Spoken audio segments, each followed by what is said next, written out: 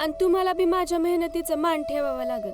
मनात कोणती बी शंका न ठेवता आपल्या अभ्यासावर लक्ष द्यायचं.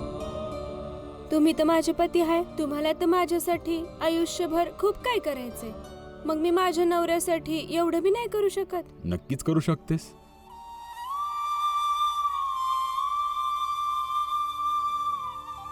भीमपुरा, रमाच्या या प्रयत्नाचा सन्मान कर आणि हे विचार कर की हे काम किती मोठ्या स्वप्नांना पूर्ण करायला चाललंय. हे जी करतेय तिला करू दे आणि तुला जे करायचंय तू कर. जिग्नेश काकाकडून बूट चप्पलचं काम शिकून घेईन, मग माझ्या नव्या दुकानाचं उद्घाटन करीन. दीपक, चल दुकान लावायची तयारी करू. बाबा, मी सुद्धा अभ्यास करायला चाललोय. आता रविवारी कसला अभ्यास करतोय हा? कॉलेजच्या बाहेर गुरुजी शिकवणार आहेत.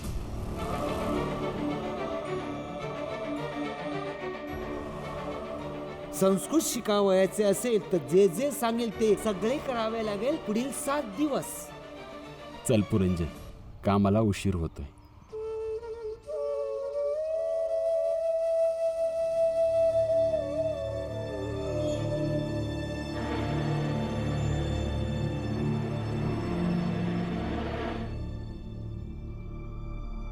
परंतु हे चिन्ह इथे बनवलं कोणी? माझ्या समजुतीने हे चिन्ह ज्याने पण बनवलंय ते यासाठी बनवलंय की तुम्ही यातून पाणी पिऊ नये. असे तर नाही ना. काल आम्ही भीमास पाणी दिले नाही म्हणूनच त्याने तर हे केलेले नसावे. मला नाही वाटत. माझ्या समोरच तो कॉलेज करता निघाला होता आणि वेळेवर कॉलेजवर पोहोचला होता. तुम्ही ट्रामने गेला होतात आणि तो पायी गेला होता. काय माहित, परत येऊन त्यानेच हे कर्म केलेले असावे. नाही, हे काम मी नाही केलंय. मग कोणी केले? आजपर्यंत इथे असं कधीच घडले नव्हते. काल तू तहानलेला होतास आणि पाणी द्यावयाला आग्रह करत होतास, तर तुझ्याऐवजी अजून कोण असू शकतं? नाही, मला खरंच माहित नाहीये कोणी केलंय. जर मला कळालं तर मी नक्की तुम्हाला सांगेन. मग ठीक आहे, आधी माहिती कर की हे चिन्ह कोणी केले, मग सांगतो पुढे काय करायचे आहे.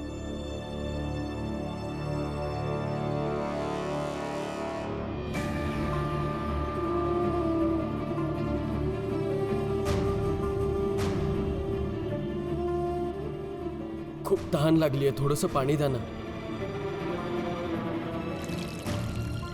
हे सगळं रमाने तर नसेल केलं. चाळीमध्ये तर सगळे सांगत होते रमा माती उचलायचं काम करते आणि मधूनच आपल्या मैत्रिणीसोबत भांडण करून निघाली.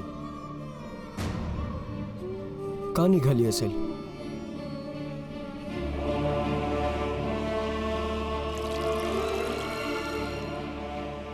बहुतेक ती रमाच होती. आणि जर ती रमा असेल तर तिने चुकीचं केलंय. हे बघ, टोपली बनवण्यासाठी सगळ्यात पहिलं टोपलीचा साचा तयार करावा लागतो. जर साचा चांगला झाला तर टोपली बनवणं सोपं होऊन जातं. आता बघ,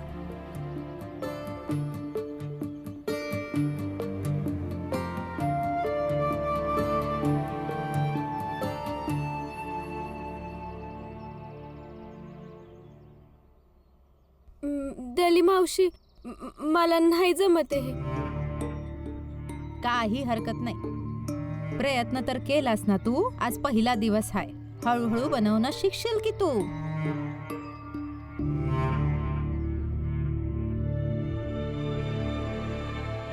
दली मावशी, काका बूट चप्पल कशी शिवत्यात ते शिकायला जाते मी. जर तेच नाही शिकले मी तर दुकान कसं लावीन मी?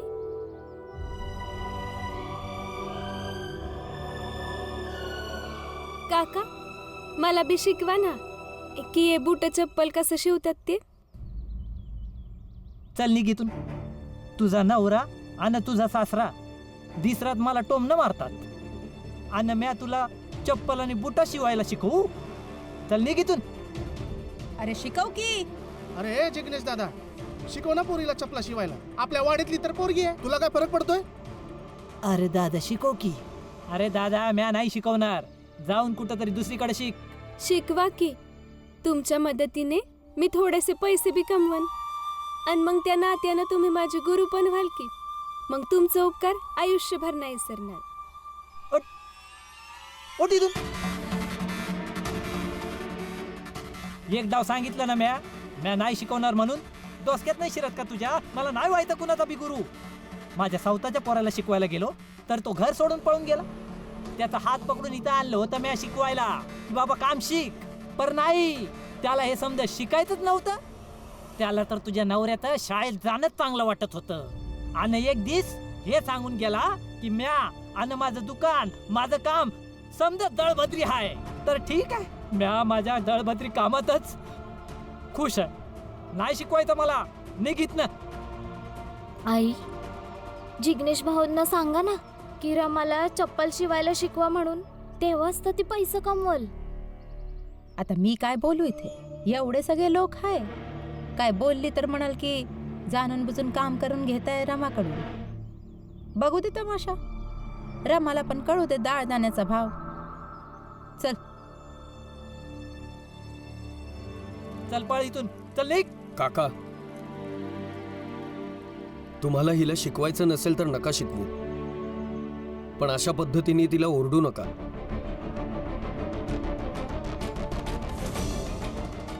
रमा, एक ग्लास पाणी देशील?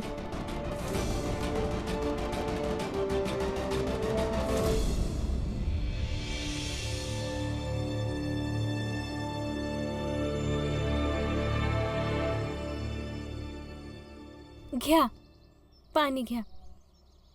रमा, एक गोष्ट खरं खरं सांग. बोला. जिने मला मडक्यातून पाणी प्यायला दिलं ती पदर घेतलेली स्त्री तूच होतीस?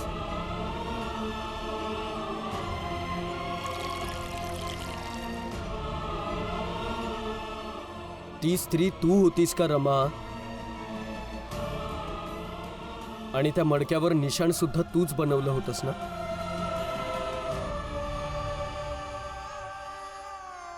ते निशाण तूच बनवलंयस ना रमा? रमा, मी काहीतरी विचारतोय रमा.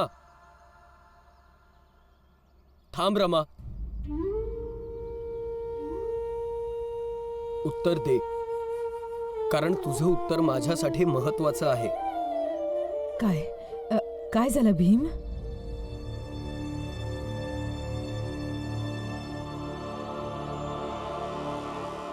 हा, मीच होते. आणि मी त्याच्यावर खून केली कारण मला प्रामाणिक राहायचं होतं. कुणाला अंधारात नव्हतं ठेवायचं. त्याच्यावर खून केली कारण आपल्या स्पर्शानं त्यांचं मडकं आणि पाणी बाटलं असतं, म्हणून त्यांना वाटलं तर फेकून देतील. कशाबद्दल बोलताय तुम्ही? काही कळू तर दे. पण तू जे केलंस ते चुकीचं केलंयस रमा. त्यांची तू माफी मागायला हवीस. आणि त्यांनी तुमच्यासोबत जे केलं ते? संस्कृत शिकवायच्या बदल्यात एवढं काम कोण करून घेतं? माझा नवरा तहानलेलाच कॉलेजात जाईल आणि मी बघत राहीन? असं नाही होणार बघा. आणि मी ठरवलं असतं तर त्यावर कोणतीच खून न करताच आले असते. पण मग मला तुमचा विचार आला आणि वाटलं की ते पाप होईल. आणि म्हणूनच मी कुठली बी चूक नाही केली. आणि त्यांनी तुम्हाला पाणी पाजलं असतं तर त्यांचं काय बिघडलं असतं? हे बघ रमा, त्यांचं काय जाईल किंवा काय नाही ते मला माहीत नाहीये, परंतु तरी सुद्धा त्यांचं नुकसान करण्याचा तुला कुठलाही अधिकार नाहीये. तू चुकीचं केलंयस, तू माफी मागितली पाहिजेस. मी नाही मागणार माफी. जरा आम्हाला पण सांगा की काय चाललंय तुमच्या दोघांचं ते. हा, कोण संस्कृत शिक्षक? कोण कधी तहानलेलं होतं? मला तर काय बी कळत नाही. हाय, नाही मागणार ना माफी? ठीक आहे, तुझ्याऐवजी मी माफी मागतो त्यांची, कारण त्यांच्यासोबत चुकीचं तर झालंय रमा. थांबा, मी जाऊन माफी मागते.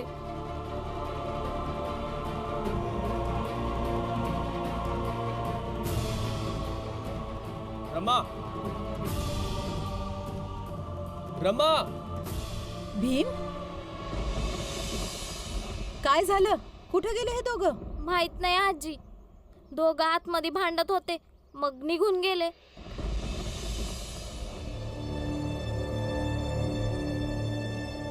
गुरुजी, गुरुजी, काय आहे? मीच तुमच्या मडक्याला हात लावला होता. जी पण शिक्षा करायची असेल ती मला करा. कोण आहेस तू? भीमरावजींची बायको. पाणी इथे प्यायचे असेल तर संस्कृत शिकायची जिद्द सोडावी लागेल. नाही गुरुजी, मी तसाच कॉलेजला निघून जाईन. नवऱ्याला तहानलेलं बघणं मला सहन नाही झालं, म्हणून तुमच्या मडक्याला हात लावला मी. या खालच्या जातीच्या बाईनं तुमच्या मडक्याला हात लावला म्हणून याची शिक्षा तर हिला झालीच पाहिजे ना? शिक्षा तर मिळायलाच हवी, पण ही एक स्त्री आहे म्हणूनच हिला शिक्षा माझी पत्नी एक स्त्रीच देईल.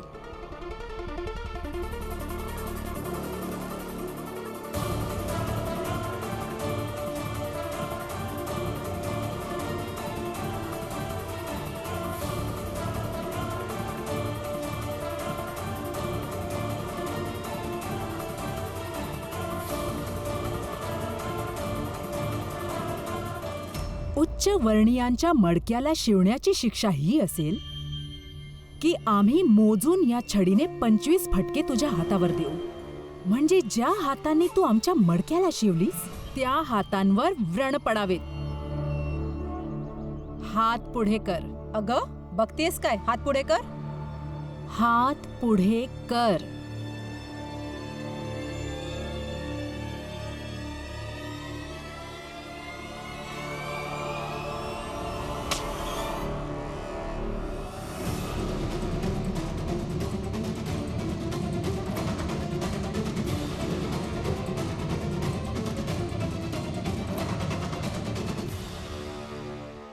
गुरुजी, रमाची चुकी झालीये म्हणून ती माफी मागतीये, परंतु तुम्ही तिला अशी शिक्षा नाही देऊ शकत.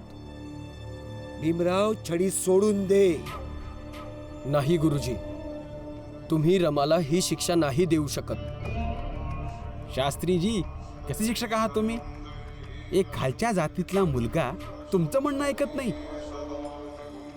या अस्पृश्य पोराच्या नजरेत गुरुचा काही मानच नाही. ज्यांची पाठ कधी आमच्या समोर सरळ होत नव्हती, आज ते तोंड वर करून आम्हाला उत्तर देत आहेत.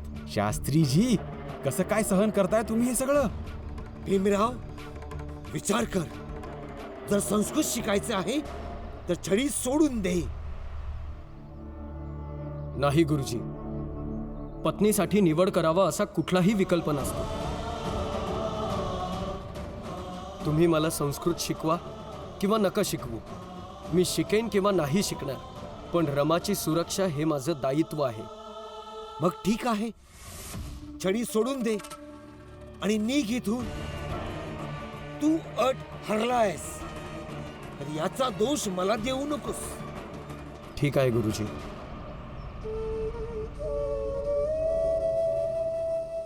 रमा, घरी जाऊयात.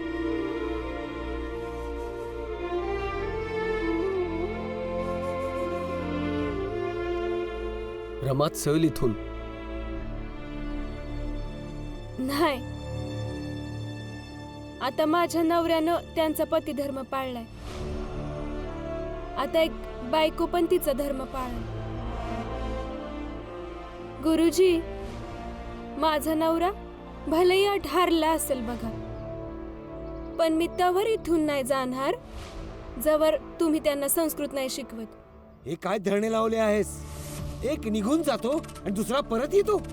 रमा, चल इथून. नाही, मी कुठंच नाही जाणार. उपाशी तापाशी इथंच उभी राहीन. माझ्यामुळं तुम्ही अट हरले. आणि मी तुम्हाला कोणत्या बी परिस्थितीत कोणत्या बी जागी असं हारताना नाही पाहू शकत.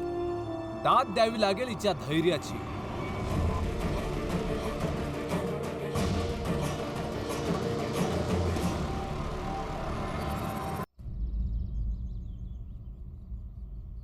खालच्या जातीतले असून सुद्धा स्वतःहून हार मानत नाही ते लोक. अरे जीव द्या. उच्च जातीतले असून सुद्धा किती सहजपणे स्वतःहून हार पत्करताय ना. आम्ही हरलो कसे आम्हाला ते कळलंच नाही. शास्त्रीजी गुरु आहेत. जर सरळ सरळ याला संस्कृत शिकवण्यास मनाई केली तर गुरुपदाचा अपमान होईल. म्हणूनच अटीमध्ये गुंतवून ठेवून या भीमरावाला संस्कृत सारखी शुद्ध भाषा शिकण्यापासून वंचित ठेवलंय. पण तुम्हा सगळ्यात कोणी गुरु आहे का? आहे का कोणी गुरु जे एवढे मर्यादेत उभे आहात? अरे परंतु आम्ही करू काय? उचला काठ्या आणि मारा याला. एवढं मारा आणि एवढं मारा की दोघेही पती पत्नी बेशुद्ध होऊन जातील. अरे ज्या लोकांची सावली सुद्धा आम्ही आमच्यापर्यंत येऊ देत नाही त्यांना वाडीमध्ये उभं केलंय तुम्ही लोकांनी. आजूबाजूच्या वाडींपेक्षा सगळ्यात धार्मिक वाडी आहे ही. पूजा पाठ यज्ञ कुंड सगळ्यात जास्त याच वाडीमध्ये होत असते. अरे लोक तर एवढं सुद्धा बोलतात की ईश्वरांची कृपा आहे या वाडीवर. परंतु क्षमा असावी, तुम्ही लोक या वाडीला अशुद्ध बनवताय. पुढे चालून जर ईश्वराचा कोप झाला ना तर याला जबाबदार तुम्ही लोक असाल. नरोत्तम योग्य बोलतोय. तुम्ही सगळ्यांनी हकलून द्या यांना इथून. ठीक आहे, मी रमाला घेऊन इथून जातोय. पुन्हा कधीच तुमच्या वाडीमध्ये येणार नाही. चल रमा. नाही नाही, यांच्या बोलण्यात फसू नका तुम्ही. खूपच धारिष्ट आहे यांच्या. उच्च जातींच्या वाडीमध्ये शिरण्याची शिक्षा यांना नक्कीच मिळाली पाहिजे. तेव्हा याचा आत्मविश्वास ढासळेल, नाहीतर याची हिंमत वाढतच जाईल. आज वाडीमध्ये शिरलाय, उद्या तुमच्या घरामध्ये शिरेल आणि परवा तुमच्या आयुष्यामध्येही. बरोबर बोलताय तुम्ही. याला धडा शिकवायलाच पाहिजे. हो हो नक्की शिकवायला पाहिजे. चला बांबू घ्या. काय करताय तुम्ही?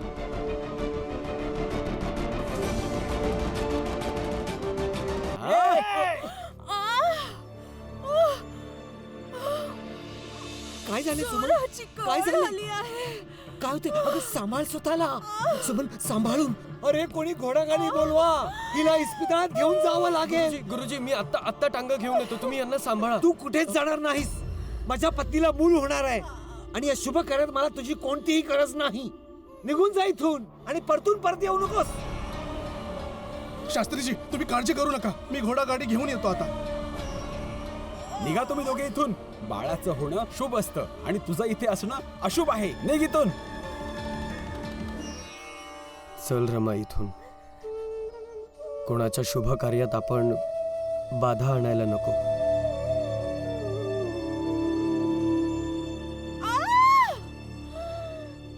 अति जोराची कळ आली आहे.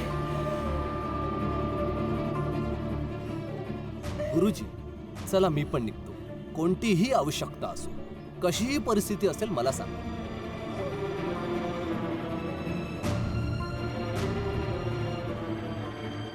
शास्त्रीजी घोडागाडी नाही मिळाली. घोडागाडी नाही मिळाली. अरे कोणी काहीतरी करा. वाचवा माझ्या पत्नीला. काही करा.